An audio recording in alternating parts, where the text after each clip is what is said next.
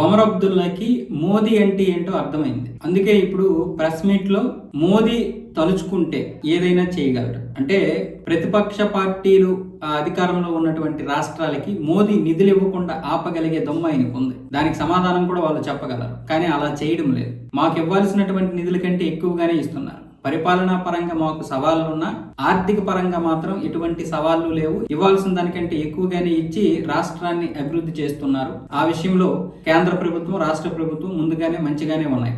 అలాగే ఇక పాకిస్తాన్ తోటి ఇంతకు ముందులాగా సంబంధాలు అయితే ఉండవు. ఇక ఉగ్రవాదం గురించి చర్చల విషయంలో కూడా ఉద్రిక్తత పరిస్థితులు తగ్గకుండా వాటిని జరిపేటటువంటి పరిస్థితి కూడా లేదు. ఇక దానికి పాకిస్తానే బాధ్యత వహించాలి. ఇక కేంద్ర ప్రభుత్వం బడ్జెట్ ఇవ్వలేదు అనేది అబద్ధం. కేంద్ర ప్రభుత్వం మాకనే కాదు అన్ని రాష్ట్రాలకి, అంటే ప్రతిపక్ష పార్టీలు అధికారంలో ఉన్నటువంటి రాష్ట్రాలకు కూడా కేంద్ర ప్రభుత్వం మంచిగానే బడ్జెట్ ఇస్తుంది. ఈ విషయంలో నరేంద్ర మోదీని మేము ఎటువంటి ఆక్షేపణ చేయలేము. ఒకవేళ బడ్జెట్ ఆపాలనుకుంటే బీజేపీ ప్రభుత్వం ఆపగలుగుతుంది, కానీ అలా ఎప్పుడు చేయలేదు అంటూ ఇప్పుడు నరేంద్ర మోదీని ప్రశంసిస్తున్నాడు ఒమర్ అబ్దుల్లా. ఎందుకంటే ఆయన విలువ తెలియడమే కాదు, ఇప్పుడు వాళ్ళకి ప్రత్యేక రాష్ట్ర హోదా కావాలి. మళ్ళీ ఇంతకు ముందులాగా అంటే కేంద్ర ప్రభుత్వం జోక్యం ఉండకూడదు. మళ్ళీ రాష్ట్రాన్ని పాకిస్తాన్కి అమ్మేస్తారు ఈసారి డైరెక్ట్ గా. అంటే ఈ నక్క వినయాలు ఎంతమందిని చూసి ఉండలేదు నరేంద్ర మోదీ.